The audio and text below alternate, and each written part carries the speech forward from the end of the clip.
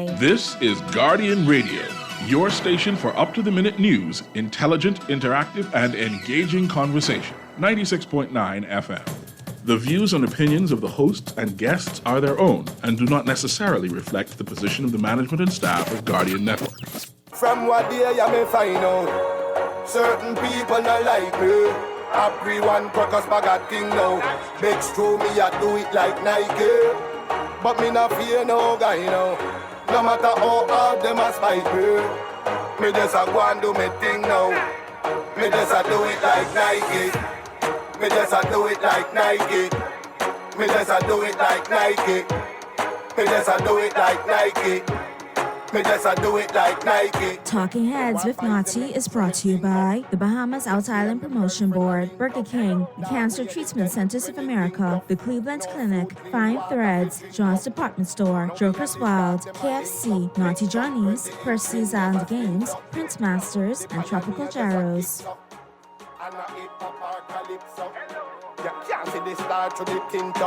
Plus me and the cube and a link up. You've got it logged and loaded to the Monday, June 3rd edition of Talking Heads. Your boy Naughty and your company right up until 6 p.m. Pearlie will be joining us in the 5 o'clock hour. And, of course, you know today's Monday, so we will be going live to Abaco. We'll be talking with Roscoe Thompson live from Abaco. We'll get caught up with all things Abaco. And, of course, we will talk, the results of the F&M convention over the weekend, as well as the other headlines. And it's all coming up on the flip side of the break. But you know how you could chime in. Phone lines are open, 323-6232, 325-4316, 325-4259 in New Providence. Toll free in any one of the Family Islands, 242-300-5720, 242-300-5720. Text lines powered by BTC, 422-GR96. That's 422-4796. Stream us live. Take us wherever you want to go. GuardianTalkRadio.com. That's GuardianTalkRadio.com. Cable channel 969, BTC Flow channel 612. That's how you get it in. That's how you get it on for fresh news, smart talk all day, right here at Guardian Radio 96.9 FM. Quick break, flip side of the break. We'll be catching up with Roscoe Thompson. It is Monday. We'll be going live to Abaco, and it's all going down on the flip side of the break, so keep it right where you got it. The Monday, June 3rd edition of Talking Heads continues right after this. Living with a neurological condition shouldn't define you. At Cleveland Clinic in Florida, we do whatever it takes to make life better today while discovering new treatments for a brighter tomorrow. From epilepsy management to specialized spine care and brain tumor surgery, we're delivering world-class neurology care for the day-to-day, for the days you live for every care in the world. Visit clevelandclinicflorida.org/Caribbean. Play with Island Games. We making dreams come true. Play with Island Games. We paying more out to you. Don't mind the noise in the market. You getting cash in your pocket. 'Cause Island Games is spicy and spicy is tradition. So when you play Island Games, we putting Bahamians first. Guaranteed to pay. Island Games. We like them other jokers. We've been here from the start. From the bike to computer. Island Games. We gonna make your dreams come true. We playing with Island Games. Is it a burger? No. Is it pizza? Come on, man, it's KFC. Whatever the crunch this is, it's delicious. New, the Kentucky Chizza Sandwich. Crispy chicken topped with marinara sauce, mozzarella, and pepperoni. Order your Chizza Sandwich now at KFCNassau.com or at your favorite KFC restaurant today. It's new and it's radical. KFC, it's finger-licking good. Refined style with elegant taste, then Fine Threads is your place. If you want those slacks hemmed or just take in the waist, then Fine Threads is your place. If you wanna look suave and debonair everywhere you go, like you're supposed to be in a video, wanna step out and look great, then Fine Threads is your place. Refined style with elegant taste, then Fine Threads is your place. Is your place. Is your place. This is Guardian Radio 96.9 FM. Fresh news, smart talk, all day.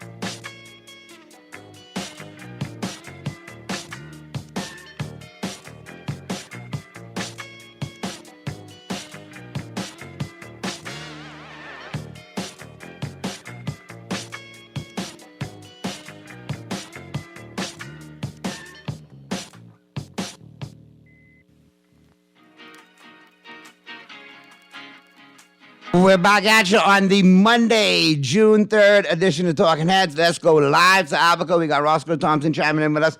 Roscoe, what's good, man? Right here, man. Unfortunately, I'm not in Albuquerque today. I'm actually in your hometown. Okay, well, it's all good. You still enjoying the weekend, I take it. But I mean, let's talk about that right out the break, man. Obviously, congratulations to you. We mentioned that earlier. You were successful in winning your post down there in Albuquerque. And then obviously, you know, the convention came this weekend. And I think all F&Ms have spoken in a resounding way. 486 to 163. I think that speaks volumes.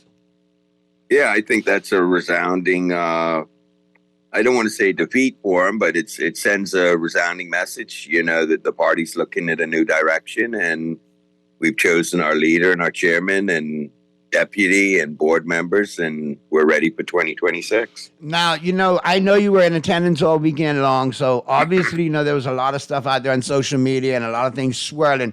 But how were the actual events? How did the election process go? There were no disturbances, correct? No disturbances. I mean, you know, people have their opinions, and some people, you know, people shared, but it wasn't, you know, everybody was polite.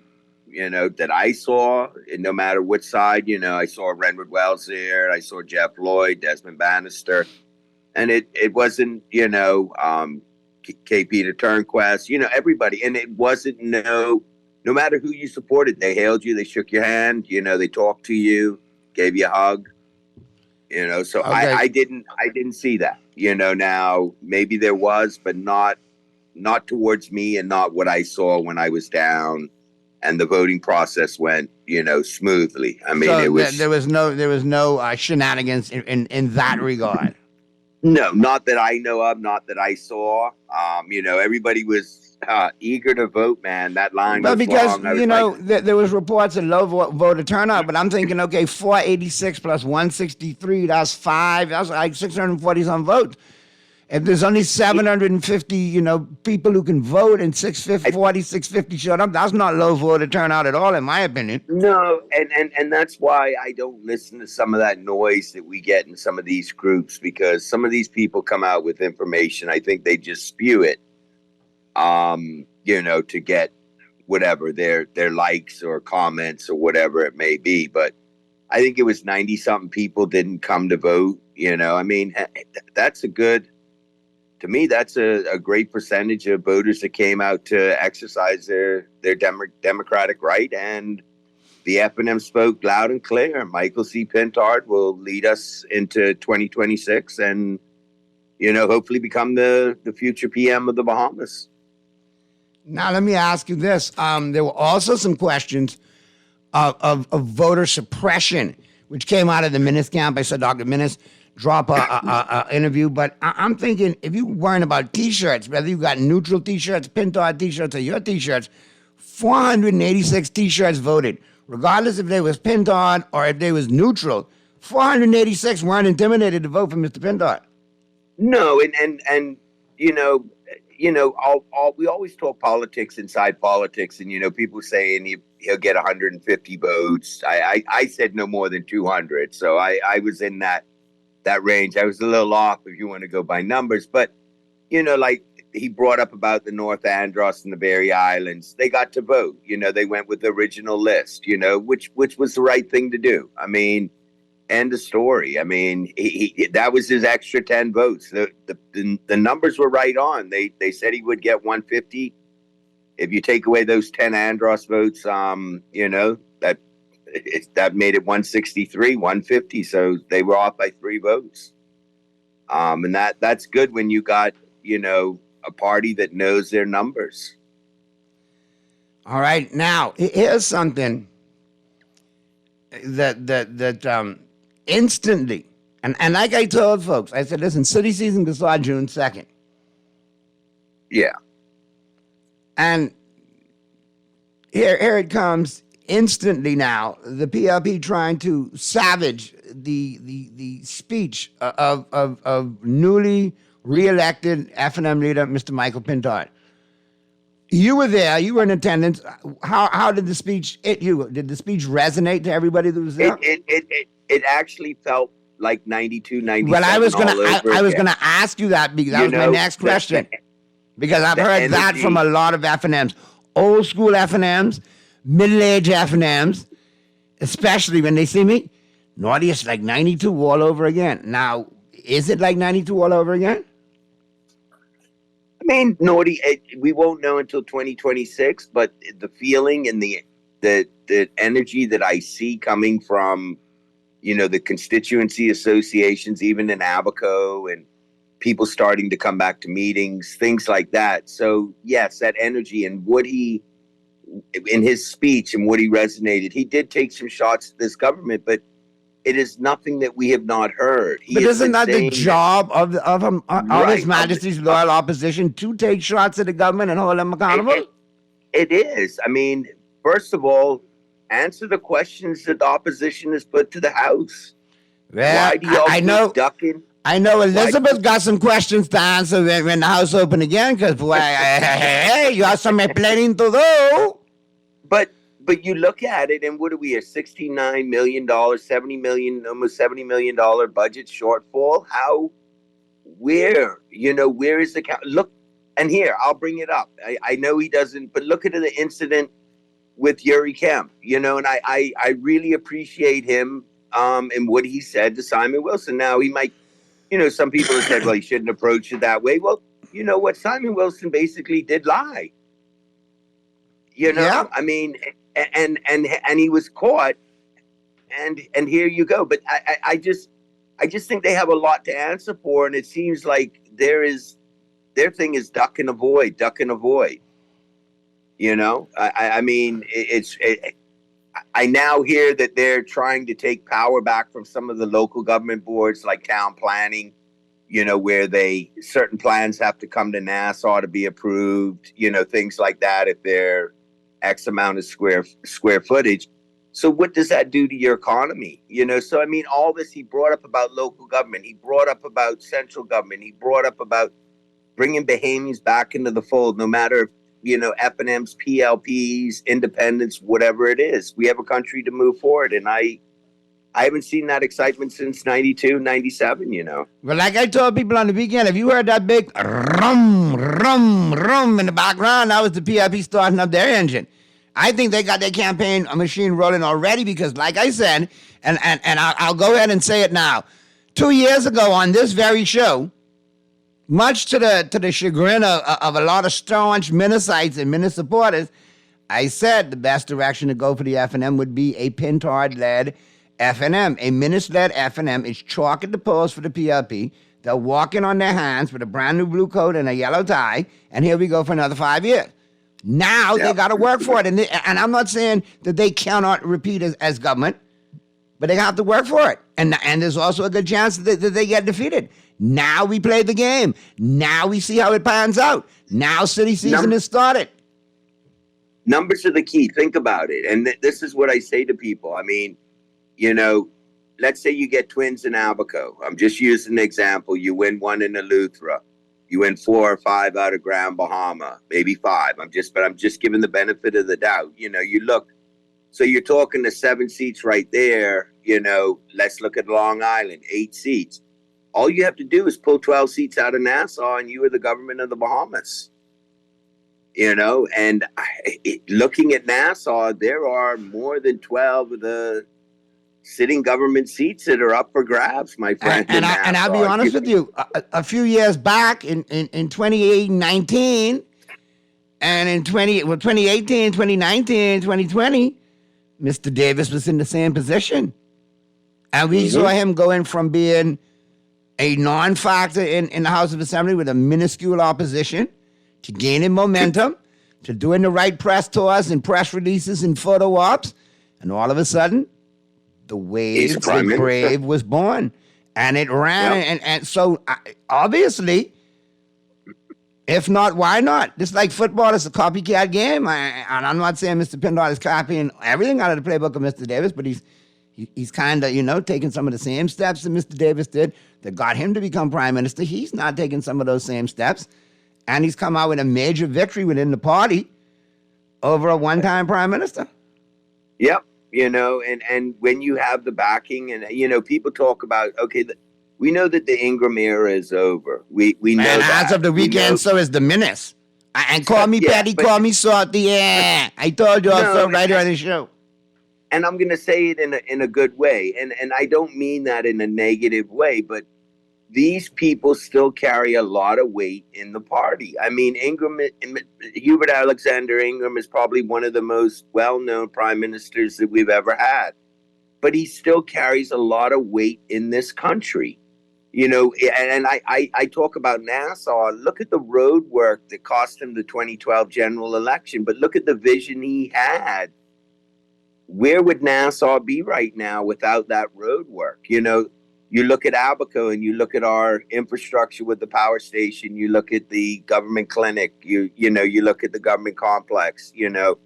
At least you can see and feel and touch what they did. So I say that because I'm glad to see that we have Michael C. Pintard as our leader, but he has the support and the backing of the majority of that old regime and the new regime, and even some of the Menace regime. I mean, that it was seen that night. Well, obviously, it's undeniable right now that Pintard and the FNM have traction. They do, and right now the PLP's losing traction. Look what's going on with the Shantytown demolition. You see everything is pretty much on hold after Abaco, that debacle, that they went in and knocked everything down, but then didn't clean it up, and we had fires, and it's still not cleaned up to this day. You're still waiting. We're still waiting on a report from environmental health on the diesel leak, that happened in our town. So I mean, and not just that, but the shortfall in the budget. They're not generating the money. I mean, it's even rumors come out that I've heard of local government elections might be called early in November. Why? I mean, why not wait until we're done in January? I mean, that's when it's supposed to be. And a lot of this is rumor, but here it is. You have talk, and I've even heard people say, "Hey, Brave might call an early election." Is that possible? Do you think can that happen? It's been done before, so now it's part of the playbook. I mean, not many people will, but if it's to his advantage, I'm sure he'll think about it. Right. I agree with you, but I'm just saying, you have people speculating, you have rumors, but I do say getting back to the traction being lost by the PLP, because there are things that are still getting neglected. I'm in Nassau, and it's sad to see that the traffic and trying to drive down certain roads. And, I'm like, man, I know we got potholes in Abaco, and I know we're dealing with, situations over there. And I look at Nassau and I'm like, man, what's going on? But then not knocking the Luther Exuma, but you're getting new roads, you're getting this, you're getting that. Things are happening, which is good. Well, Chester can make sure Exuma straight. With $1.2 billion worth of investment in Exuma, they can get roads. Yeah, well, I would hope that any government that allows investment to come in, some of that should be put towards infrastructural needs, no matter what it is, electrical, road work, if you're coming to invest in our country and you're going to be using X, Y, and Z, you should be able to, you should have to, help with some sort of, infrastructure, whatever it may be, in the heads of an agreement or whatever. But you can't continue to allow everybody to get duty free on the Hotel Encouragement Act, and that's all they're getting. They need to be putting back into the economy, not just with jobs, but with solar, or investing in solar, or helping out with, offsetting some of the expense with road works, whatever it may be. All right, let's get to some Abaco questions, Roscoe, because we do have some Abaco questions. Saw yesterday, got some video in, that there was another fire near Spring City, if I'm not mistaken, or near Spring City. it was on SC Boodle Highway. It was started by the road, and it was burning to the west. I have not got any more updates on it.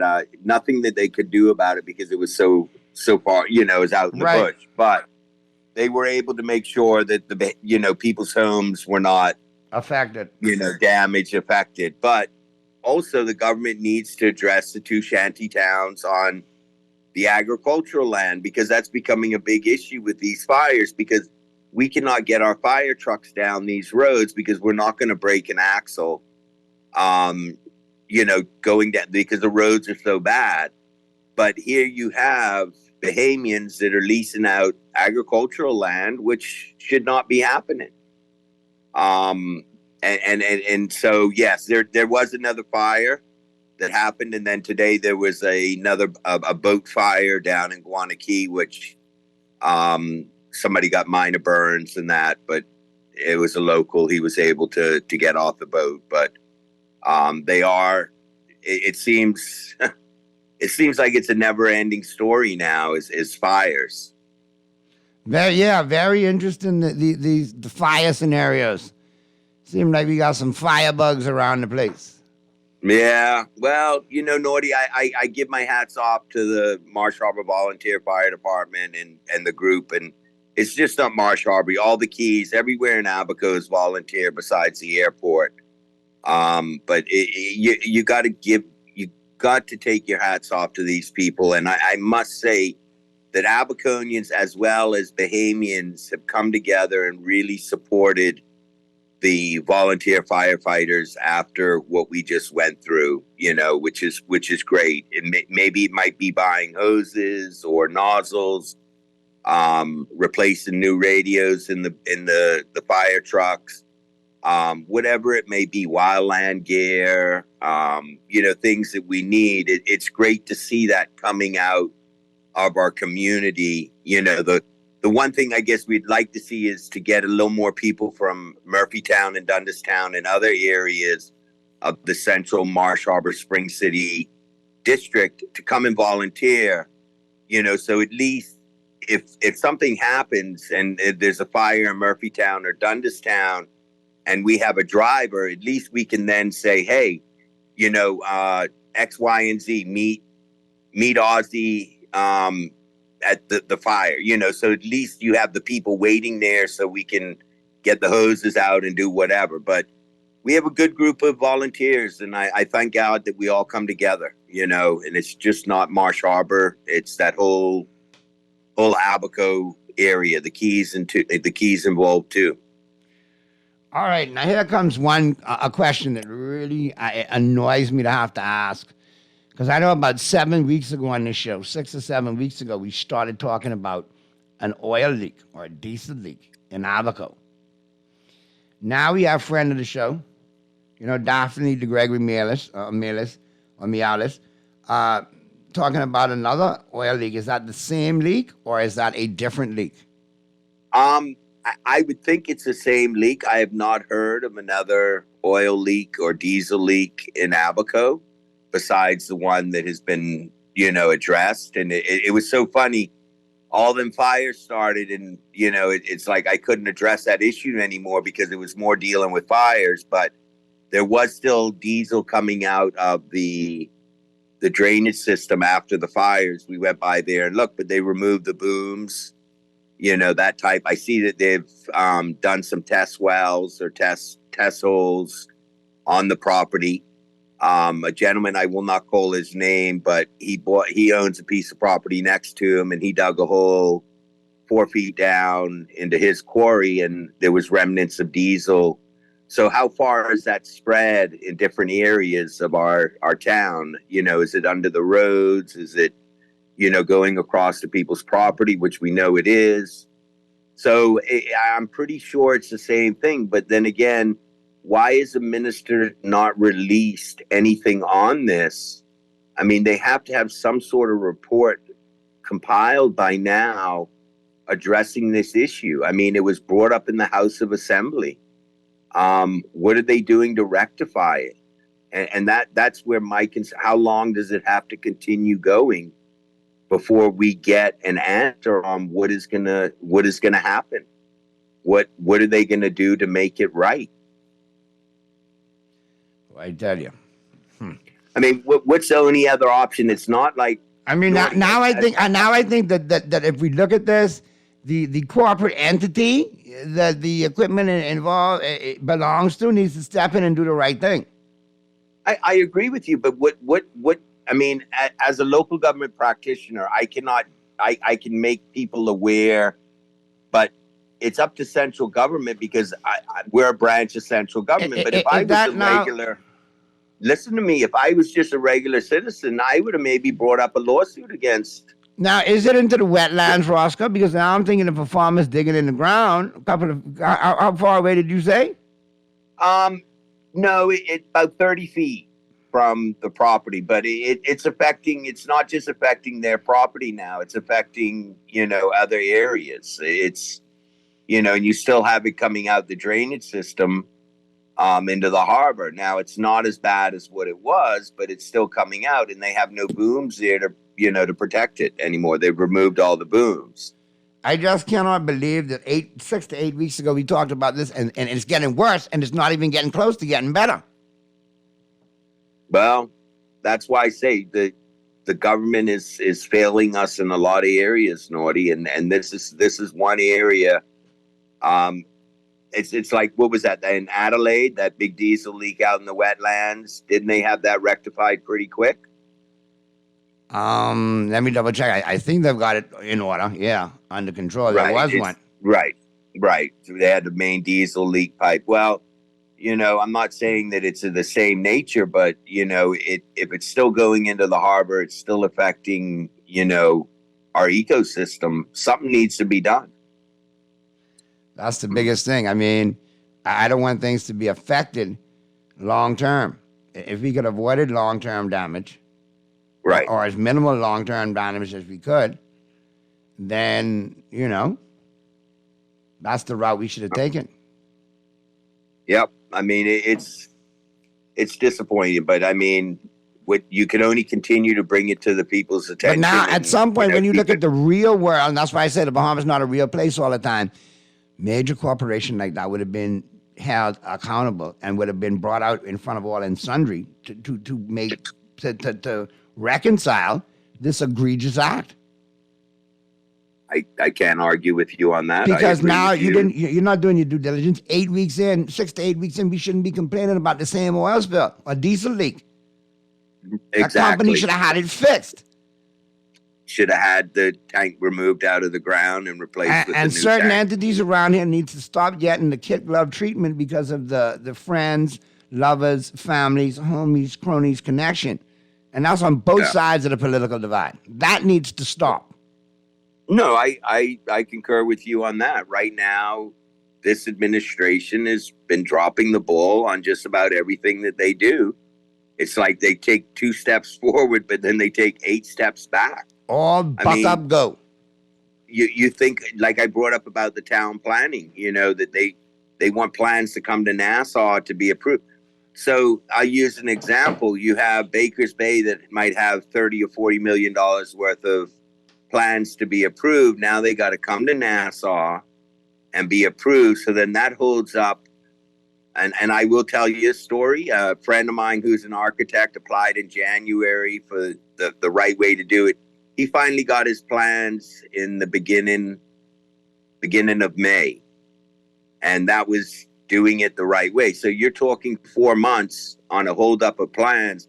So you're talking $30 million that does not trickle down into our economy right now through contractors, whatever it may be. So that there, I mean, it seems to me, why are you trying to bring everything back to Nassau? It's central control. You've already taken business license from us. So, and I use this because somebody can approve a business license in Nassau for a liquor store and it be across from a school or a church because they don't know the area.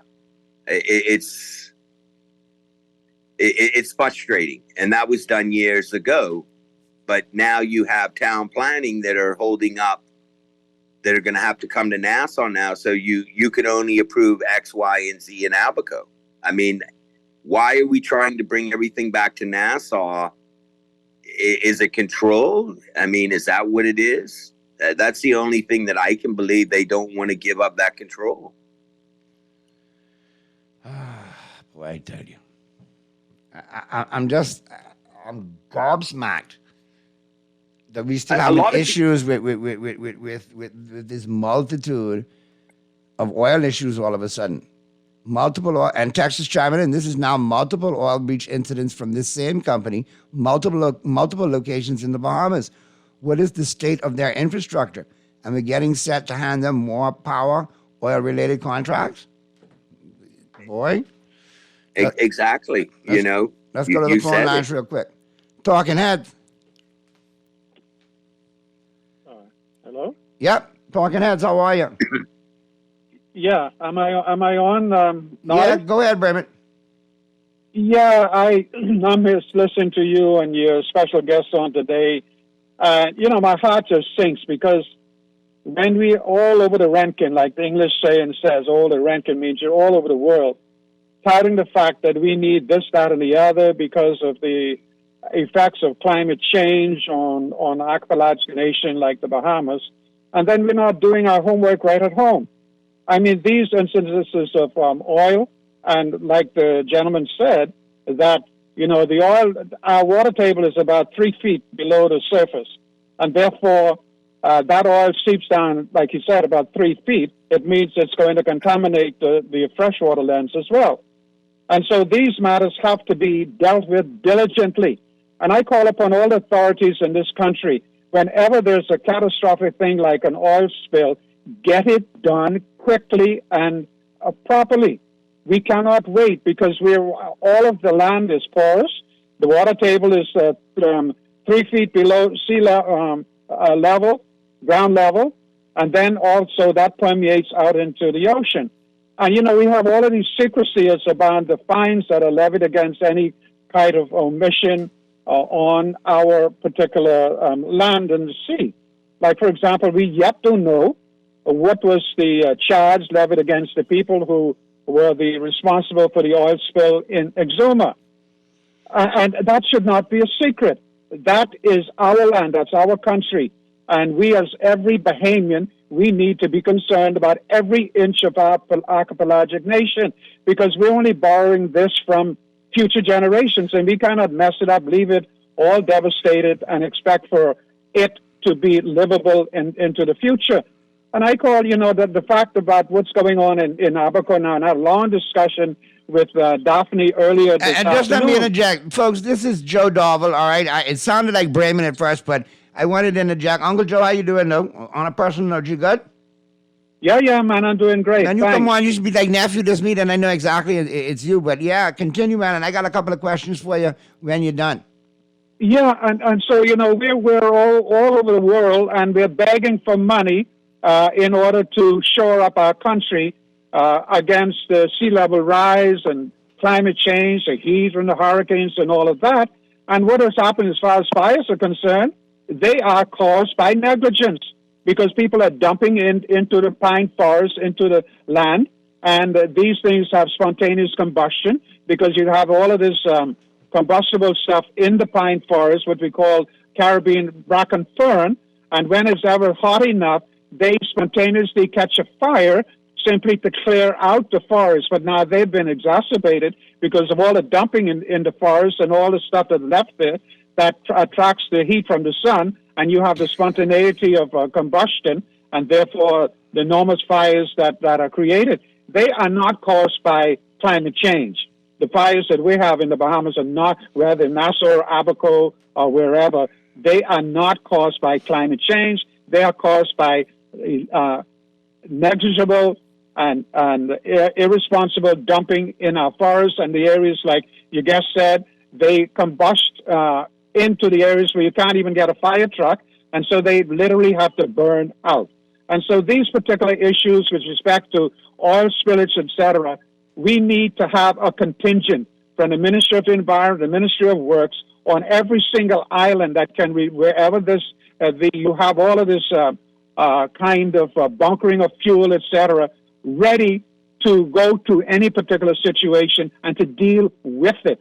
And if we're ever getting any revenue from climate change, from our carbon credits or our whatever you call it here, our whatever we're going to gain from it, we got to invest this in the protection of our environment, not to enrich a handful of oligarchy in the country where they benefit from it all, and we leave our environment just subjected to any type of ill treatment, and then we pass on a devastated little country to a future generation. So let me stop there and listen to what you want to ask me. Now, you covered it, man. You covered it all, and then I just wanted to say, just to this day, for the record, what are the results of that Equinor spill? Are you guys still having to deal with that years later? Yeah, see, that's another thing. Now, I have a lot of respect for the Minister of the Environment because he has promised many times to come down so that he and I can go and see how that was neglected. After they had cleaned up the frontage area and then they moved into the forest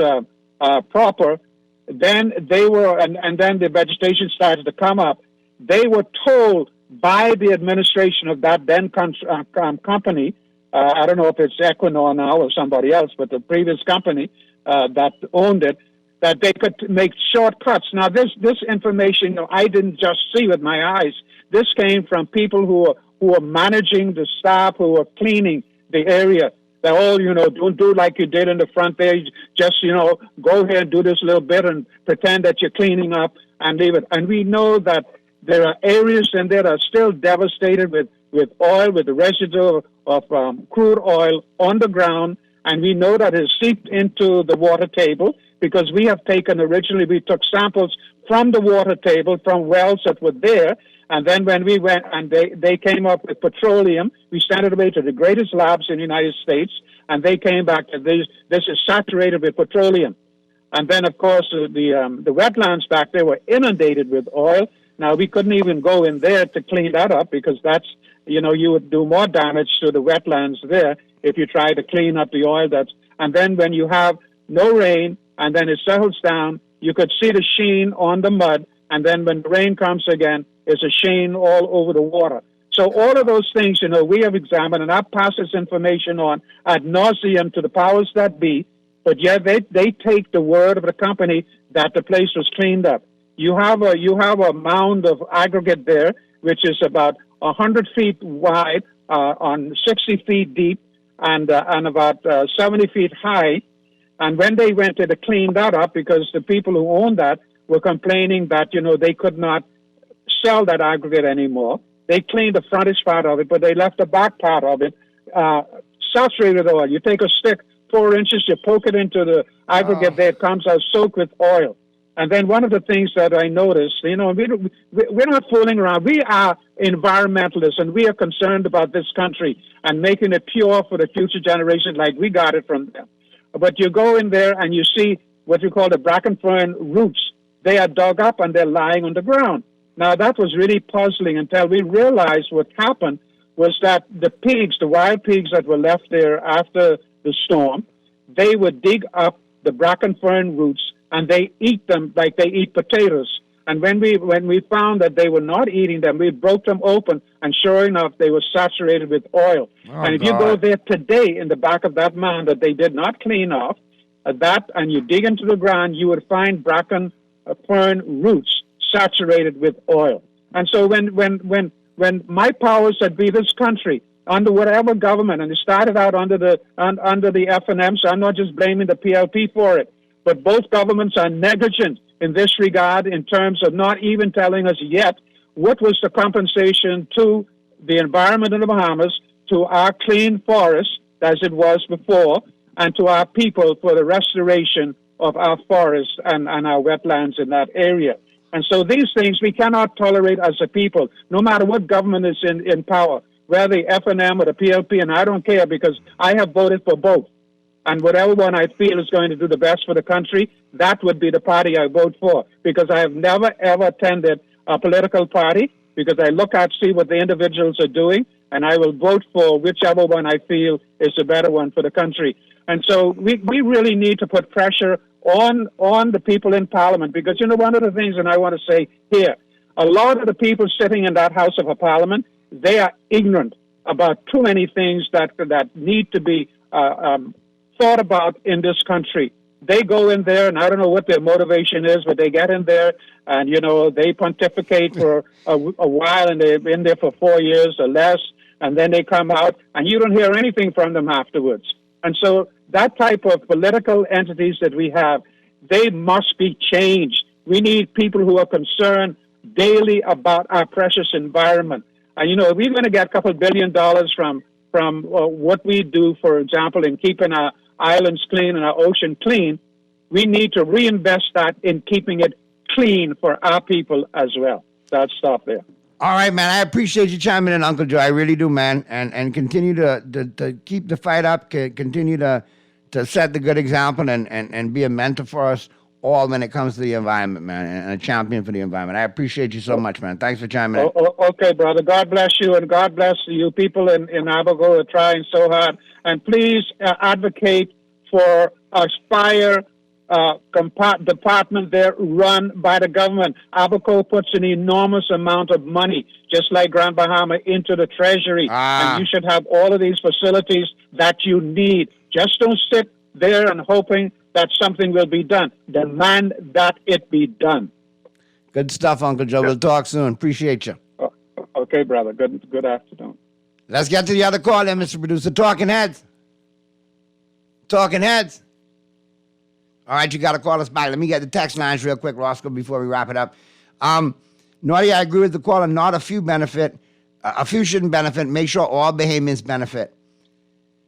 I'm afraid this is now multiple. Yeah, we read that already. Let me get this one here. Naughty, crime is soaring out of control, and the PLP are worrying about Pintard's speech. Go figure. Go ahead, Roscoe. They have a lot. They have a lot they need to concentrate. Don't worry about the F&M. They need to concentrate on running this country. And I appreciate Mr. Joe coming on and talking about the environment, because it does affect us in a lot of ways. Yep. Even with that boat that was sunk out at Sandy Point, the barge on the reef. Right. And that's still there, right? So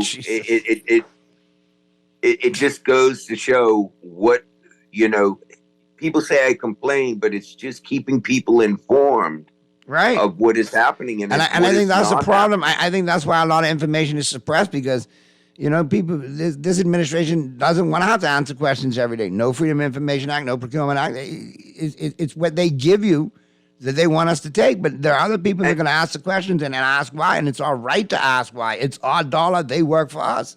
Exactly, and that's where I think they forget, because even MP White brought it up in the House of Assembly about the leak, and MP Cornish got up and said something which he didn't really know.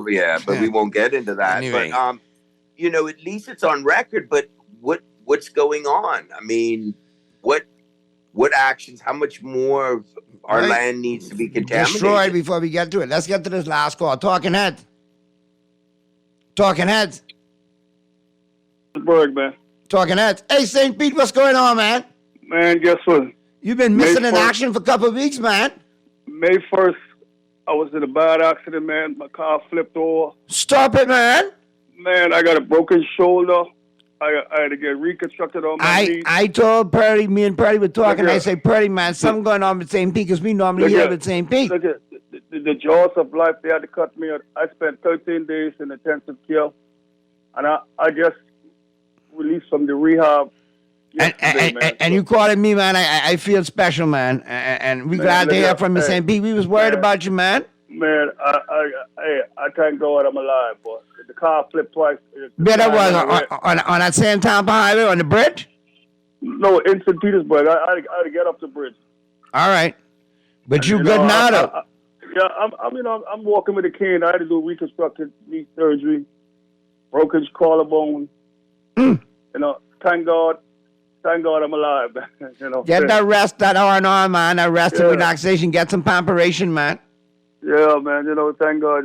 So I expect to hear from you every day now since you convalescent. Yeah, I'm gonna get back. I'm home. Just taking it. I gotta around the clock nurse, you know. And All right. also, but you know, I'm alive. That's the most important thing, you know. And I'm glad you coming on, man. I'm glad you improving. Yeah. I'm back home now. I'm gonna start buzzing up, you know what I'm saying? Make sure I stay in touch, man. We were worried about you. We did say we were St. Peter must be MIA. Probably say you might have found you a young little athlete type and then disappeared. And I was like, anyway, maybe that is the case. All right, man. Tell Polly I say what's up, man. All right, we will, man, and we love you. We appreciate you, man, and get well soon. All right. All right, man. Y'all be safe. All right, take care, St. Pete. Roscoe, we got to get to the news, man, but I appreciate you chiming in as always. Great stuff. Thank you, Naughty. Congratulations again on your victory or on your position. And again, we'll do it again on Monday, and hopefully we'll have Daphne so we could all chop it up on Monday. I did speak to Daphne, and she said she'll come on next Monday, so that'll be good. Again, thank you, Bahamas and Abaco, and thanks for having me on, Naughty. I really appreciate it because you have kept Abaco in the news, and that's the most important thing. There you go, man. Well, it's important to me, man. Abaco and Freeport are near and dear to me, so I want to make sure that you get the representation you all need. All right, my brother. Be blessed and have a good talk day. soon, my brother. You be safe, too. Appreciate you, man. All right, Mr. Producer, let's get that break in, and we'll get to the news. Flip side of the break, we'll be in the 5 o'clock hour. We'll be talking sports. Pearlie will be in the building. The Monday, June 3rd edition of Talking Heads continues right after this. John's Shoes and Accessories is your one-stop shop for all your footwear needs. You will find what you're looking for among the growing collection of classic and trendy styles with new arrivals every week. John's covers the whole family and has great prices, helpful and friendly customer service. Your experience shopping with us will be time well spent. Shop with us online at www.johnshoes.com. John's also now carries small home appliances, so come on into John's, located on Rosetta Street in Palmdale and Carmichael Road West. John's, we put fashion at your feet. Cancer Treatment Centers of America is now City of Hope, creating one of the leading cancer care and research networks from coast to coast, providing more of what you need. More locations means more care closer to home. More specialists means more expertise. More research means more breakthroughs. More advancements means more treatment options. And more options means more hope. Learn more at cancercenter.com. Are you tired of the hustle and bustle of city life, yearning for a relaxing getaway without the headaches of international travel? Well, we've got just the thing for you. Escape to paradise without leaving home with our limited time 2-fly free offer for Bahamas residents. Whether you're craving adventure, seeking to reconnect with your roots, or simply yearning to unwind in secluded shores, the Family Islands has something for everyone. But you better act fast, because this incredible 2-fly free offer is only available until June 30th. Don't let this opportunity slip away. So why wait? Book your trip today. Escape the ordinary, discover the extraordinary, and experience the magic of the Family Islands. Visit BahamasResidence.com for more information and start planning your ultimate island getaway today.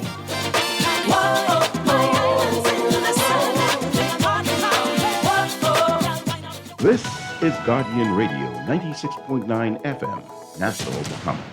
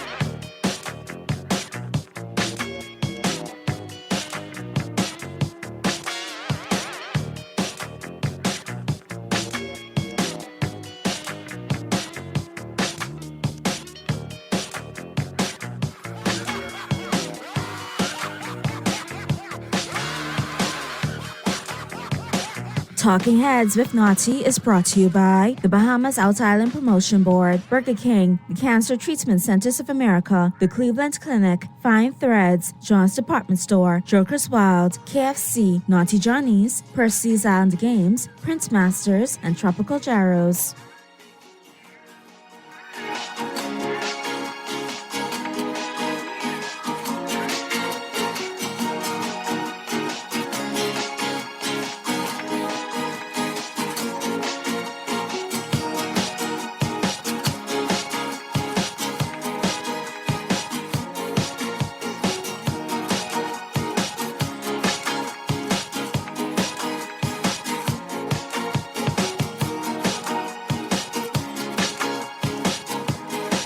We're back at you on the Monday, June 3rd edition of Talking Heads. We're into the 5 o'clock hour, talking sports now. Your boy Naughty and your company right up until 6 p.m. Pearlie should be chiming in short order. So we should hear from the Pearlmeister shortly. So look out for him, Mr. Producer. I know he'll be chiming in. But let's check out today in sports history, all brought to you, of course, by Naughty Johnny. And on this day, and big up to the crew out there at Naughty Johnny's, man. Don't forget happy hour every Wednesday and Friday at Naughty Johnny's, 5 to 7 p.m. Always well worth the trip out there to the Old Fort Shopping Plaza. On this day, June 3rd, in sports history, 1851, the New York Knicks became the first, or Knickerbockers became the first baseball team to wear uniforms. They wore straw hats, white shirts, and blue trousers. 1932, Lou Gehrig became the first American League player to hit 4 home runs in one game. 1980, ESPN began televising College World Series games. 1987, the Chicago Cubs and the Houston Astros combined for 3 Grand Slams in one game. 1989, the Houston Astros beat the Los Angeles Dodgers 5-4. The game lasted 22 innings and took over 7 hours to play. 2003, Sammy Sosa of the Chicago Cubs broke a bat when he grounded out against the Tampa Bay Devil Rays. The bat he was using was a cork bat. 2021, it was announced that the United States Football League, USFL, would return with its inaugural season in April 2022. Sports quote of the day: to succeed, you need to find something to hold on to, something to motivate you, something to inspire you. Tony Dorsett. One of the greats right there, running back from the Cowboys. All right, so we got today in sports history out of the way. Pearlie zoomed in yet? I'll keep an eye out for the Pearl. He should be zooming in. Like I said. And if afternoon baseball is on, well, you know, it might take longer. Pearlie loves that afternoon baseball for sure. But he should be zooming in right now, so look out for him. And we'll slide to the local scene, the local sports scene, all brought to you, of course, by Burger King Nassau. And listen, man, it's all about them angry Whoppers. Oh, my God. You got to it's time to get angry with Burger King Nassau. You got the angry Whopper, the angry chicken. You can even get angry for breakfast as well with a breakfast sandwich. But listen, man, if you haven't tried it, try the Angry Whopper today and the Angry Chicken. It's all good. Waiting on you at your favorite Burger King Nassau location. All right, let's check out the local sports scene. And then after that, you know, we'll go international. And let me know when Pearlie chimes in, but we'll start at home. Hall Smith runs huge personal best. He becomes the second Bahamian to run under 49 seconds. Bahamian Shaquem Hall Smith won the men's 400 hurdles at the HBCU Pro Classic Edwin Moses Legends Meet at the B.T. Harvey Stadium in Atlanta, Georgia on Friday. Hall Smith ran a huge personal best time of 48.79 seconds, just missing the automatic qualifying time for the Olympics of 48.7 seconds. And Bahamian Devin Charlton won the women's 100 hurdles at the Racers Grand Prix meet at Jamaica's National Stadium in Kingston, Jamaica on Saturday night. She finished in 12.64 seconds. And that was quite the meet in Jamaica as well. A lot of talent at that meet as well. I think Noah Lyles was on that race, if I'm not mistaken as well.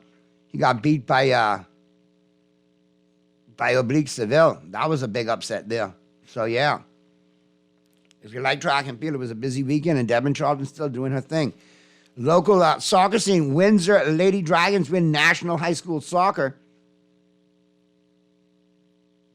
The 2024 Samuel P. Haben Junior Bahamas National High School Championships were held over the weekend at the Roscoe A.L. Davis Soccer Field. And the stage was set with the Windsor School battling the Anatole Rogers Timberwolves in the boys' championship game, and the Lyford Key International School Lady Dragons taking on the St. Andrews Hurricanes in the girls' championship game. Windsor and the Lady Dragons came out on top in a highly anticipated showdown. There were some exhilarating matches. In the boys' game in particular, left spectators on the edge of their seats. Lady Dragons had a remarkable display of dominance as they claimed a stunning 7-0 victory. Meanwhile, in the senior boys division, there was an intense battle between Windsor and the Timberwolves, which ultimately led to a thrilling shootout. Windsor emerged triumphant with a 4-2 win in penalty kicks after 1-1 stalemate at the end of regulation. So some high-quality soccer being played. Good stuff. And finally, Miller's remarkable journey continues. Franco Miller's path from the Bahamas to college basketball at Florida Gulf Coast University and representing the Bahamas as a member of the senior men's national basketball team is a testament to his dedication and talent. Great story in today's Guardian. Be sure to check that out, all right? And he's moved along, and every move he's made has been a good one.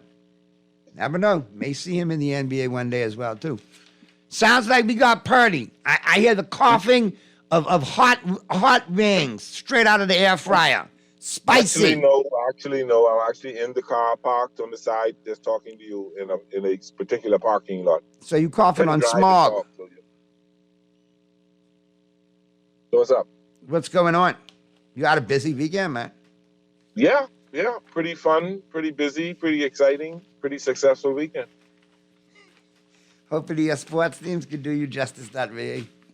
My Dodgers got 2 out of 3, so I can't feel too bad. Your Dodgers. Your Dodgers. You're going to open talking baseball without referring to the best team in baseball with the best record?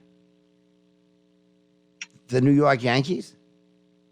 Boy, I noticed last year you were very quiet about your Yankees because they sucked. Mm-hmm. So your mouth hard, and I understand that. But then I think Baltimore swept the last time you played them, right? That was the last time, but we're talking today. Where are we at right now today as we talk? 2.5 game lead you got. We good. What about y'all? We're in first place. Okay. I think we have the biggest lead, if I'm correct. The biggest lead. You always try to find some sort of silver lining to try and say, well, we got a bigger lead. We're 42-19. Yeah, but you have a 3-game lead over the Orioles, which could be lost in a week. And you're 38-23. But we have what? How many games lead? 6.5 game lead? Correct, but 42. We're 4 games better than you. We're 4 games better than you, Pearly. You're 3 games better than the team you have to beat to make the playoffs, not us. You don't have to beat us to make the playoffs. That's fine. The team that we have to beat to make the playoffs, we're doing that. We're all over the Padres, the Giants, Diamondbacks. Done 10 games out. The Colorado Rockies done 15 games out. Don't worry. Them same Padres could come and give you all some business at the end of the year. Watch. When and how? You stay right there. When and how? Padres been playing good ball lately, Pearly. Have they really? 7-3 in the last 10. They just lost one yesterday to Kansas City, but they took a series from Kansas City, who's been playing well. Okay. We notice who they're playing, right? What is Kansas City record?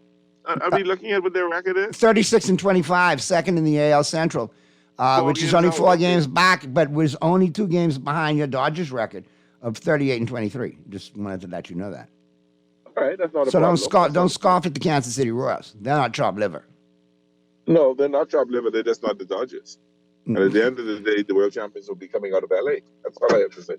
Pearly, you're saying it, but you're not saying it as confident as you said other things. I'm very confident. I don't really worry about what they're doing in June.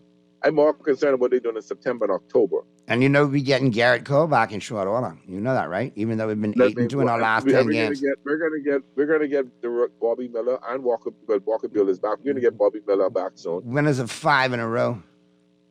Yeah, that's good. You're beating up on the Giants. That's fine. It's okay, buddy. We'll take it. We'll take it. Now I got a text chiming in real quick. Naughty, Angel Reese was fined for talking to the press. She's disgusted and needs to leave the WNBA because Caitlin is the only reason why she's on the map. I don't think that's a fair statement there, Texter.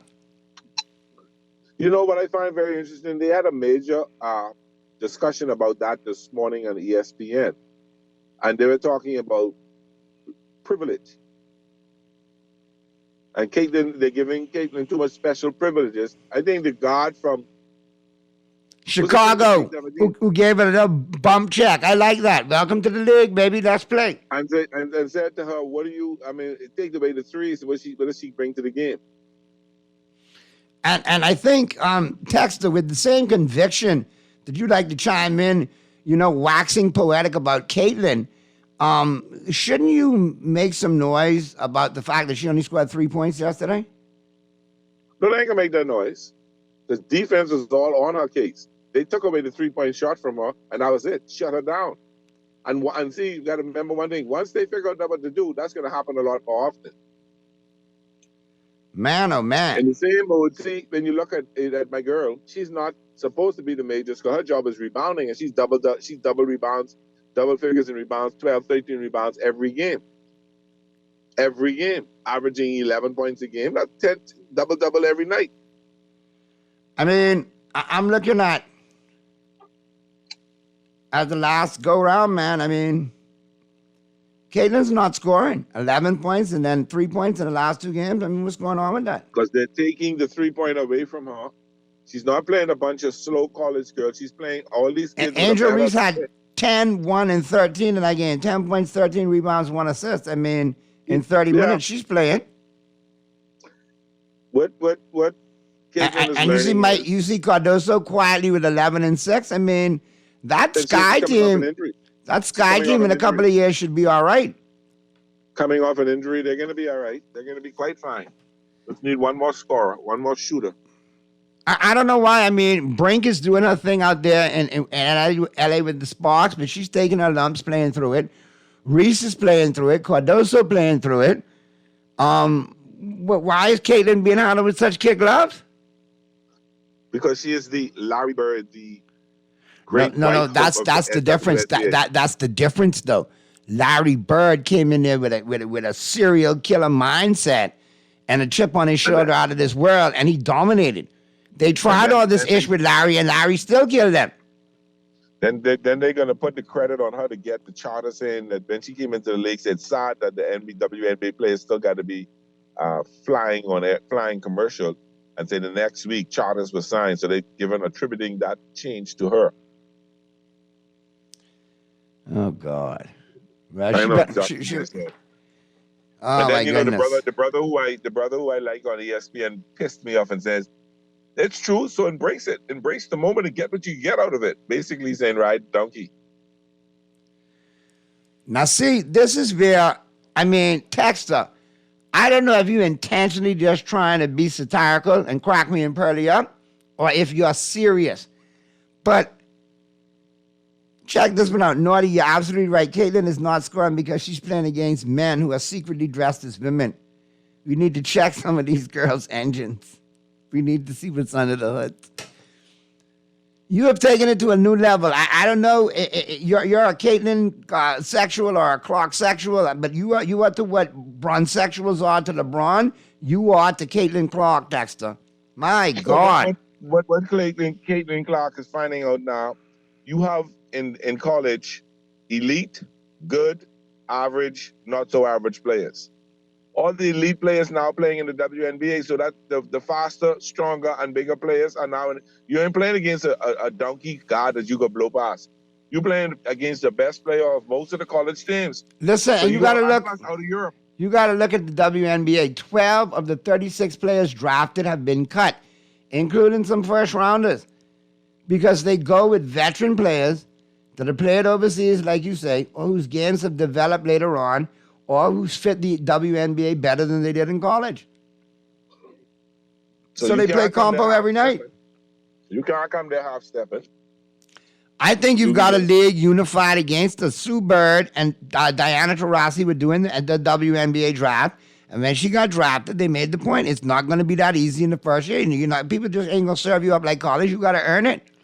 You got to cut your teeth in the WNBA. You come and pull across the logo and start shooting. Because when you pull across the logo, you 6'3", a 6'5" guard waiting on you right there to jump in your face and stop you from hitting that jumper. Correct. You ain't fast enough to get past them because they can move it just as fast or faster than you. So you have to learn to adjust your game. See, Angel Reese's game is an inside game. So she's used to being battling with girls bigger than her, stronger than her, and getting rebounds. She's a rebound hog. So what you gonna do? Gotta look at it, man. Gotta look at it. I mean, I think some good rivalries are coming down the pike in the WNBA for years to come. But we can't crown Caitlin Clark yet, is all I'm saying. No, you can't. And they're trying to make it. No, earn it. Earn it. Larry Bird earned it. Oh, my God. You are serious, Texter. Oh, my goodness. Naughty and Pearly, I don't remember them shoulder checking Jordan and pushing him down as a rookie. This is overkill. So you didn't see what they did to him in the Boston Garden as he dropped 63 as they beat up on him, mate, as a rookie. Oh, you didn't see what Detroit did to him with Joe Dumas did to him? Not as a rookie, but yeah. And what Joe Mas did to him over the couple of years coming into that. But as a rookie, no, Joe Mas didn't do that to him then, but he did it to him as a player. He get boxed around plenty. Oh, my goodness. One thing for sure, we won't see Caitlin putting up the "You Can't See Me" sign in the WNBA. And you also got to understand, Jordan came into the NBA with a national title. Did Caitlin? No, she choked again. Did Caitlin? No, Okay. she choked again. Let's go to the phone lines. Talking Heads. What's up, Naughty? This is Petersburg again, man. Hey. How you doing, Purdy? Purdy, St. Petersburg been missing. What's happening? No, listen, he been in some incident, man. He had a wreck, had a rollover, broken collarbone, knee surgery. Now he got nurses round the clock, 24 hours. But he said they sexy and cute, and he happy. They're the use of joys of life, man. Where this happened on the bridge? No, off the bridge. Well, which highway? It's off 275. Oh man.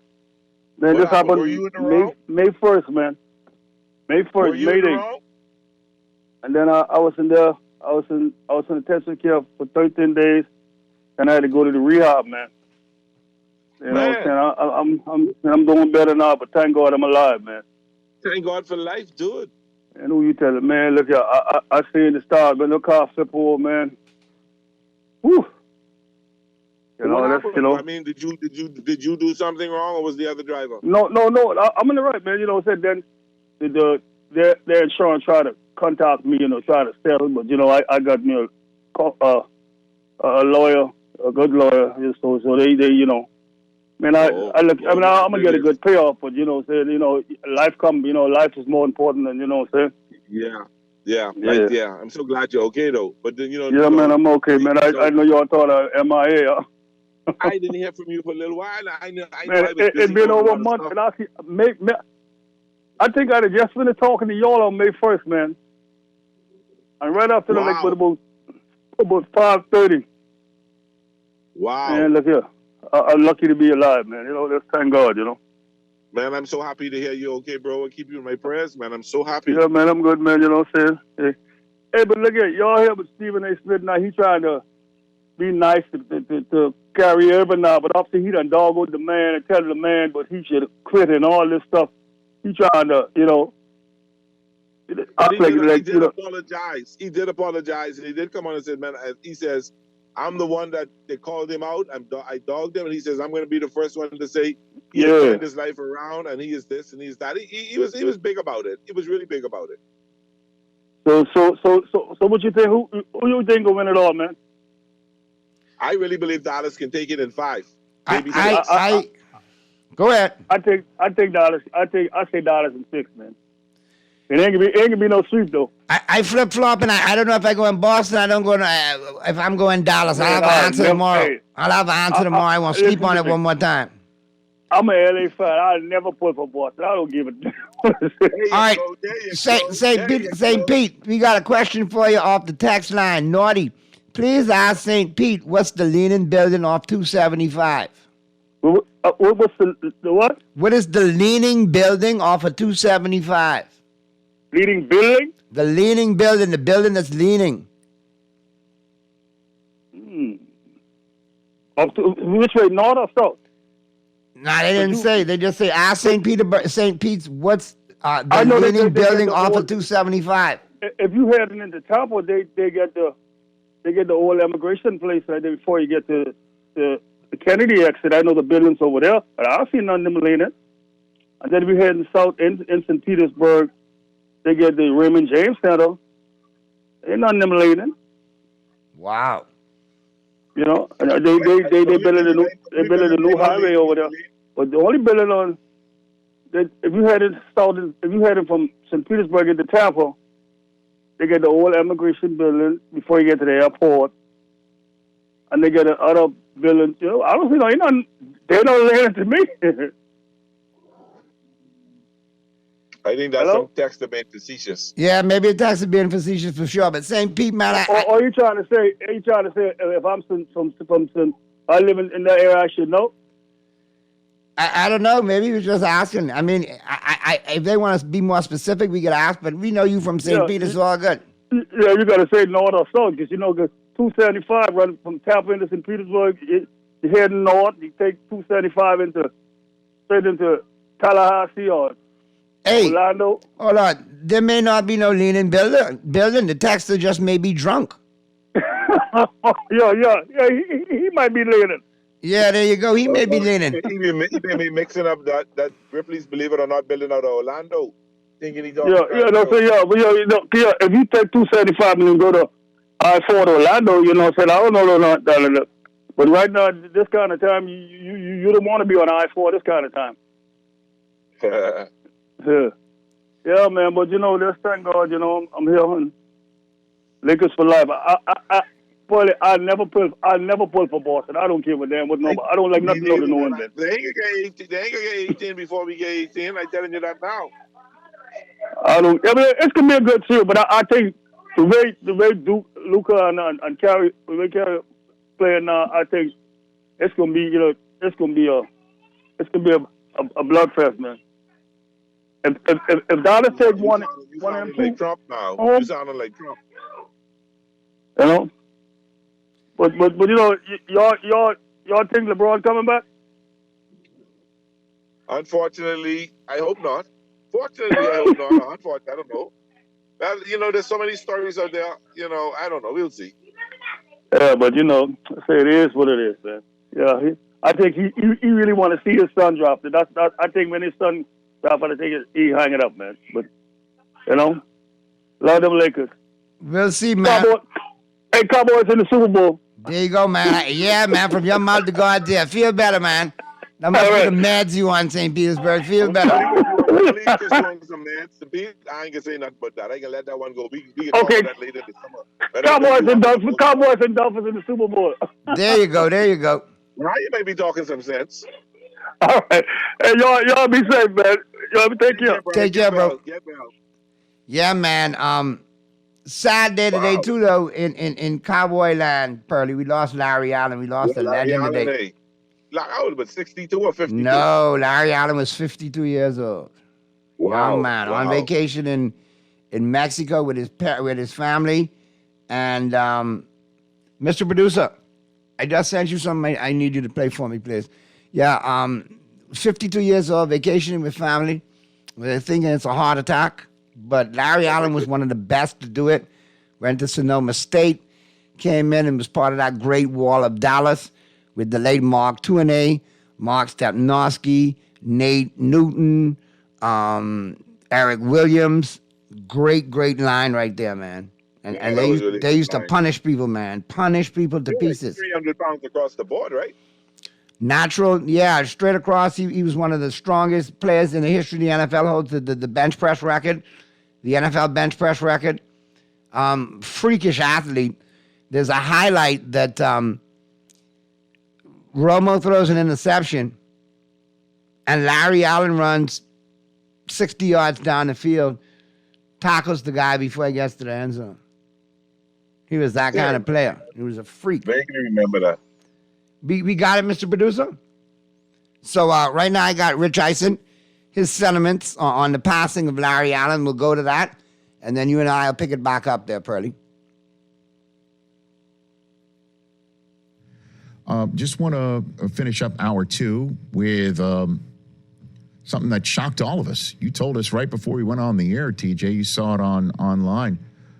Larry Allen, the Hall of Fame offensive lineman and guard, one of the best ever, Hall of Famer. The Dallas Cowboys died at the age of 52 when he passed away on vacation in Mexico. Is that what happened? Yeah, the Cowboys released a statement saying he passed away suddenly while on vacation with his family. Just horrible. Terrible. One of the best Hall of Fame speeches in recent days. He was telling stories about how he knew he and his wife were right for each other. And, he didn't say much in his playing days. You didn't have to. Right? I know, right? But that's why it was kind of surprising how terrific he was at giving his Hall of Fame speech. It was wonderful to see him get his due. I, as you know, started my career in Northern California, in Redding, California, in 1994.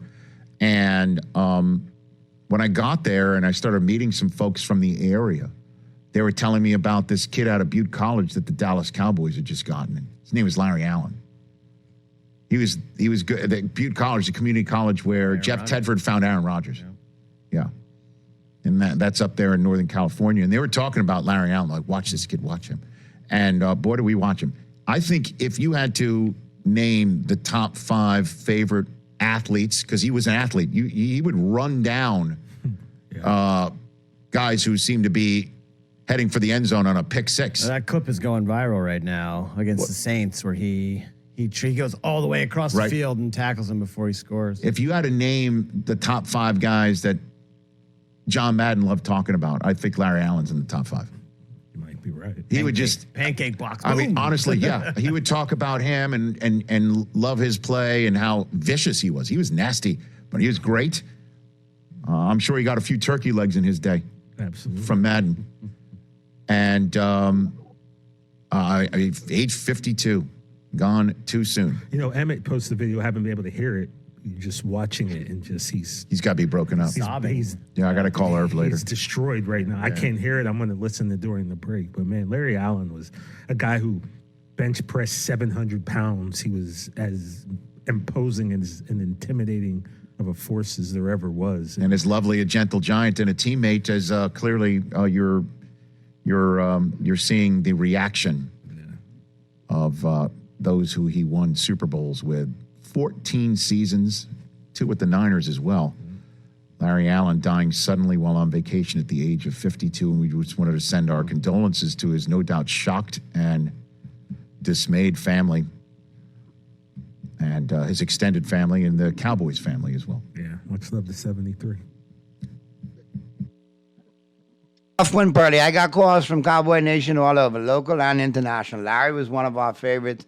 He was a big part of the Cowboy history, the Cowboy dynasty, and he will be missed. And definitely, like I said, one of the greatest to ever do it. Arguably one of the greatest left tackles ever to play the game, if not the greatest. Yeah. I my sentiments, it's a sad, shock day for you Cowboy fans, and my Koopman condolences go to all the Cowboy Nation.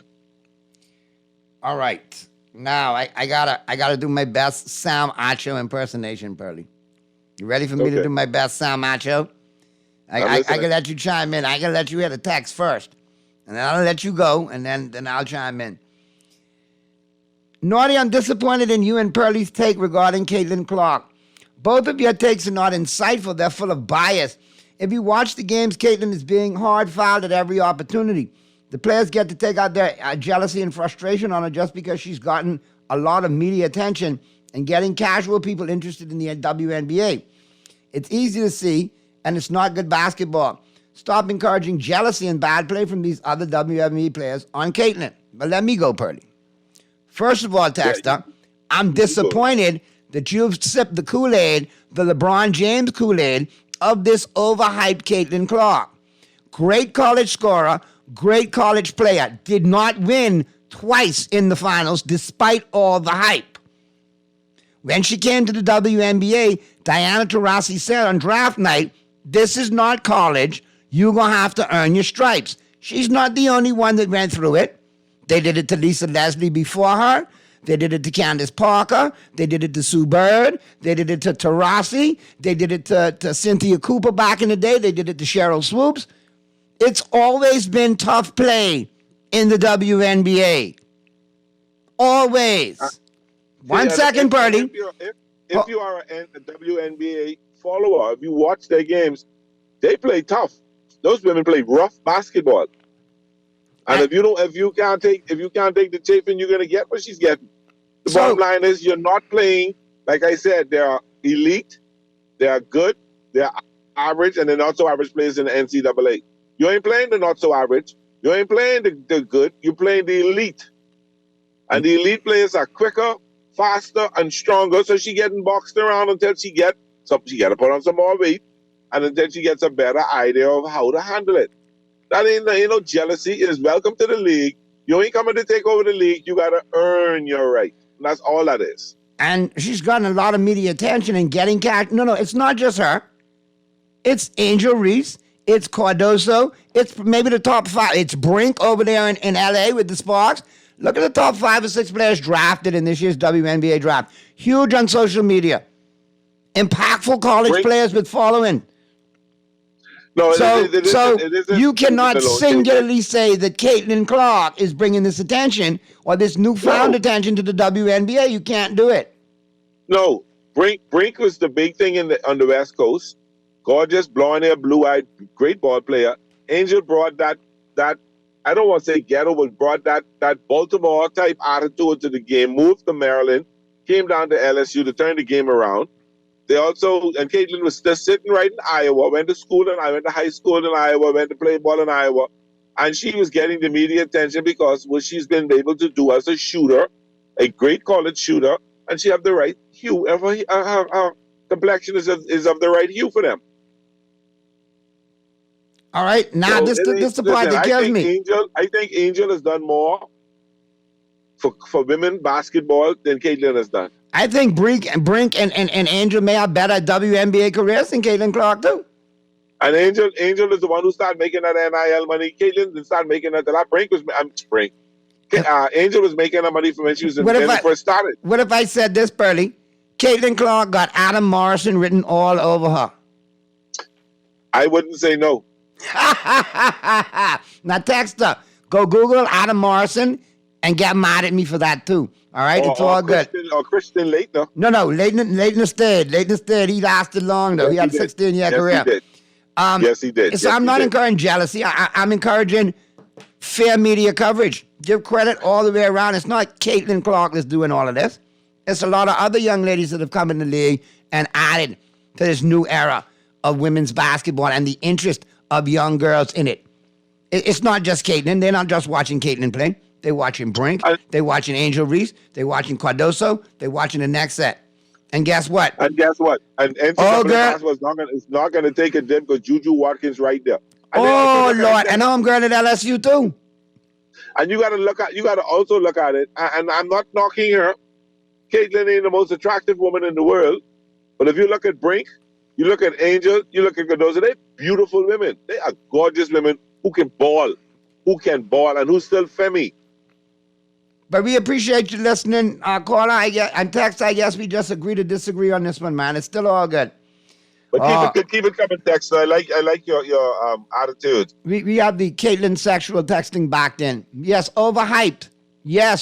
And see how you know when you hit them with the truth, they come back with text like this. The only thing overhyped is the Dallas Cowboys, who can't smell a championship. Well, Caitlin couldn't smell one or see one either, sucker. And the Cowboys have had 5. Once you win them, it don't matter when you win them. There's something coming. When last did the Cowboys... Angel got her ring. Naughty, when last did the Cowboys win a championship? Texter, when last did you send me a sensible text? Without exhibiting your low sports IQ and your in-feelings about Caitlin Clark. Caitlin is the GOAT, Naughty. Y'all didn't learn Naughty yet. He's a comedian. He always have the last say. Leave that. Don't be bringing up kind of statement up unless people hear what he has to say. Caitlin is still the GOAT. You mean she looked like a Billy Goat? More like it. I see the hair on the chinny chin. Don't go there. The only thing Angel could be is fined or fouled. No, she's fine. F-I-N-E for sure. And it's foul that you think so little of her. Ooh, that's better than I would have come up with. I don't know Angel Reese was even a woman, Pearly. Well, Pearly could attest to it. We don't know we don't know what you are, Texter. We got you down as alien. Because some of these texts coming in is definitely interplanetary, not of this world. Listen, one thing I know, Angel is an absolute gorgeous, beautiful pie who is real, is plenty woman, and I've followed her intensely. I've read up on her. I've followed her. I'm friends with her on Facebook, and she has hailed me through Messenger. So I ain't worrying with y'all. She's all woman. All right, we're gonna take a quick break. Purdy, not even a quick break. We're gonna get into our pitch right now, and then we got Overreaction Monday with Rich Eisen taking us home. So real quick, and Rich talking about plenty today, man. Rich talking about plenty. He's talking about the Yankees outfield, Aaron Judge in particular, the Bears and the Eagles from the NFL and the NBA Finals. So that's coming up in short order. Mr. Producer, it's on the way to you right now. I need you to line it up for me. And while you line that up, please, and thanks, me and Purdy will get into the picks, brought to you by the Island Game. And let me tell you, man, we got some baseball today, Purdy, nothing else. NBA Finals coming up. I'm going to do my pick tomorrow. They're Thursday. They don't play on Thursday. They play on Wednesday. I got to sleep on it one more sleep. But all right. Let's check the WNBA games. No games tonight. Games on Tuesday. No, there's no WNBA. 3 games on Tuesday. Yep. 2 games Just on baseball Wednesday. tonight. And listen, I like the WNBA, boy. I've been spanking some parlays with them, but real talk. They're pretty consistent so far. All right, bevy of baseball games on top tonight. Here we go, man. Brewers and the Phillies. This should be a good one. You know, Phillies been losing some games lately, and the Brewers have been winning. I think actually the Phillies should have swept St. Louis, but they lost last night to them. So yeah, but prior to that, they dropped 2 out of 3 coming into that St. Louis series. Yeah, they did. So yeah, the Brewers might be a good pick in the underdog role there, plus the 1.5 run. Tonight. I like the Phillies tonight. The Mets and the Nationals. I don't know what to make of the Nationals. Good series one time, horrible series the next. The Mets, they're bipolar. I'm going to roll with them on the road tonight, though. I think they get it done. I'm going to stick with the Nationals. Orioles and the Blue Jays. Boy, I got to go with the Orioles. Just better team in this one. Both teams playing well as of late, but I got to go with Baltimore. You heard the rumor that there was talk about the Rays may trade Bo Bichette and Vladimir Guerrero, and then the management had come and say they're not that stupid. No, they're not. They're not going to trade 2/3 of the all second-generation infield. They got Biggio's kid, they got Vlad Guerrero's kid, and they got Dantes Bichette's kid in that lineup. 3 second-generation major leaguers. They ain't going nowhere. Exactly. I like the Orioles tonight, though. Tigers and the Rangers. I like this one, man. I like the Tigers in this one, though. Tigers been playing surprisingly good ball. Well, Scubble been pitching well. He's 7-1 with a 2-hour. I go with him tonight. He's their ace. Astros over the Cardinals at home. I like the Astros over the Cardinals at home. I've lost confidence in Verlander. I've lost confidence in him. I'm not happy with him. I like Gibson has been looking pretty good in St. Louis. They came off a big win last night. I like the Cardinals tonight. I like the Reds and the Rockies. I like the Reds. I like the Reds. Fastest team in baseball. Oh, they fast. Boy, they rolling. Oh, they keep the catcher on edge. I like the Reds tonight as well. The Angels and the Padres. I like the Padres in this one. I like Anderson, who's pitching for the Angels tonight. He needs a win. He's not getting the wins. His ERA is there, but he's not getting the wins. I like the Angels at home tonight. I like the Diamondbacks at home against the Giants tonight. I can't stand the Giants, so I can go with the Diamondbacks, even though I hate the 2 of them. But I think he did the lesser of the 2 evils. There you go, man. Good stuff, Purdy. I appreciate you chiming in. We got Richard Eisen lined up, getting ready to take us home with the final 10. So we'll do it again tomorrow, man. Appreciate you, and get some rest, man. You had a long, hard weekend. Just before we go, we got another big up from Ms. Dawkins out of a listener who listens to us. I met her at breakfast yesterday, and she was like, Pearly, I listened to you and Naughty at 3 o'clock in the morning in the replay. I just love you guys. So, hi, Miss Dawkins. Sleep well. Hello, Miss Dawkins. Sleep well, and why don't catch us in the regular hours? No, she's listening to us 3 o'clock, and that's when she listens to us. She's busy until then. All right. That's she gets up in the morning for that time to hear us. She's sleeping with the TV on. I love it. I appreciate it, man. Good stuff. We'll do it again tomorrow, man, Pearly, all right? Okay, brother. See you tomorrow. You too, bro. Be safe. And be good, Bahamas. And if you can't be good at it. We'll see you mañana right here on Talking Heads. Ciao, ciao.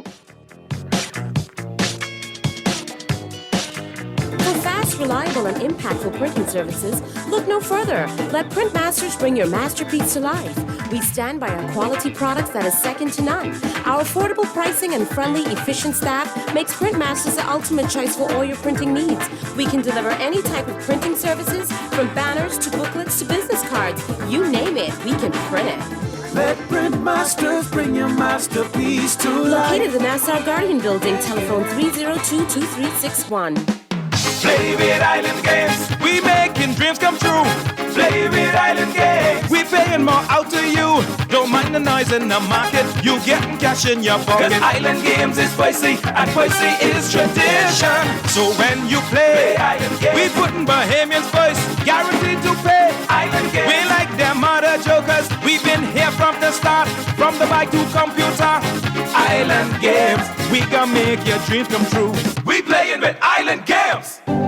Cancer Treatment Centers of America is now City of Hope, creating one of the leading cancer care and research networks from coast to coast, providing more of what you need. More locations means more care closer to home. More specialists means more expertise. More research means more breakthroughs. More advancements means more treatment options. And more options means more hope. Learn more at cancercenter.com. Is it a burger? No. Is it pizza? Come on, man, it's KFC. Whatever the crunch this is, it's delicious. New, the Kentucky Chizza Sandwich. Crispy chicken topped with marinara sauce, mozzarella, and pepperoni. Order your Chizza Sandwich now at kfcnassau.com or at your favorite KFC restaurant today. It's new and it's radical. KFC, it's finger-licking good.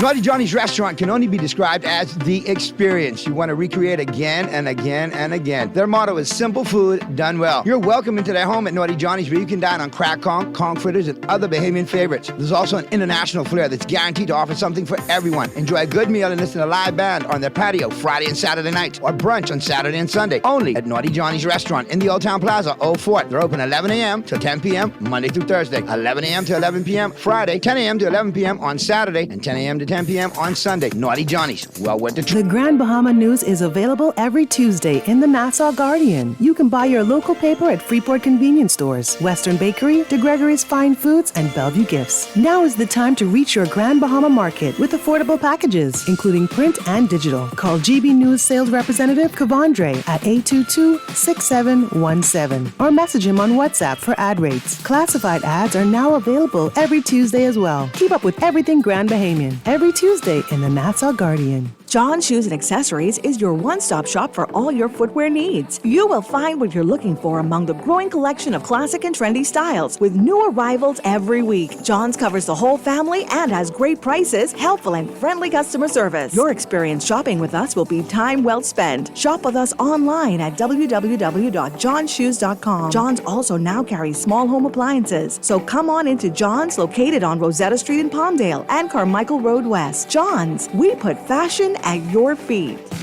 That was terrible. That was crap. That was garbage. This place sucks. Overreact. Monday. All right, Christopher, what do you have over there, brother? We got a hodgepodge because there's not a lot of football going on. Doesn't matter. Here we go. What's up, guys? Happy Monday. Everybody good? Thank you. What's up, Chris? Everybody good? Hey. How's your weekend, G? Happy June. Man, June. Crazy. Where's Steve? What do you got? I don't know. All this wide receiver talk. Yes.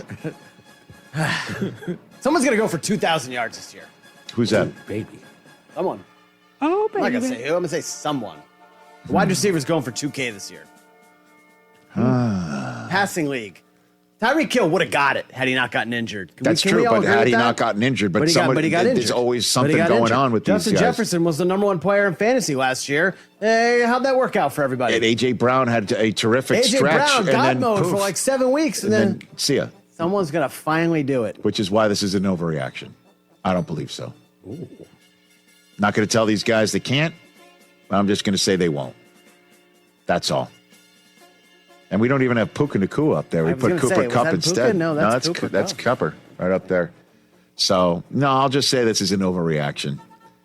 As the running back gets further devalued. Dude, I don't understand. Christian McCaffrey's making like I don't understand a tenth of what Justin I Jefferson feel is. I feel like I'm Jerry Seinfeld. Put my hand like That's the Kenny Rogers Roasters episode. I mean, I can't unsee this. That Justin Jefferson, he's excellent, but he's ball dependent on having to He get gets the to ball him like in 5 the air. to 10 times a game at most. I mean, a right? running back is going to get it a hell of a lot more times and can affect wins and losses just as well, I think. But they won't pay him. I don't understand it. Overtime, Super Bowl, Christian McCaffrey gets the ball nonstop. Win or go home game in Indianapolis against Houston. Final drive, Jonathan Taylor gets the ball nonstop. And when they don't pick up the fourth down, we're wondering, why the hell didn't he get it? Why wasn't he even on the field? But let's not pay these guys. Unless they, give a pint. I don't understand it. But I'll just push back and say it's an overreaction. Well, what's more likely Monday? Who's more likely to get to 2,000 yards next? A wide receiver or a running back? Why don't you save that till Friday? Why don't you just take that as a note and jot it down? And it comes to me, it comes out the mouth. I understand You know what I that. mean? You got to filter it and write it down. I'll write it down. We'll save it. There Save you your go. answer, It's save a your answer tease. for Friday. We're using one Save your segment to answer for tease Friday. another. Look at us. Look at us. Yes. The next two wide receivers to get paid are going to be CeeDee Lamb and Jamar Chase, right? Don't forget Tyreek Hill, who needs a contract Tyreek Hill. adjustment. I saw Drew Rosenhaus talking about that. I'm sure he is. All of those guys should hold out until they get paid what Justin Jefferson just got.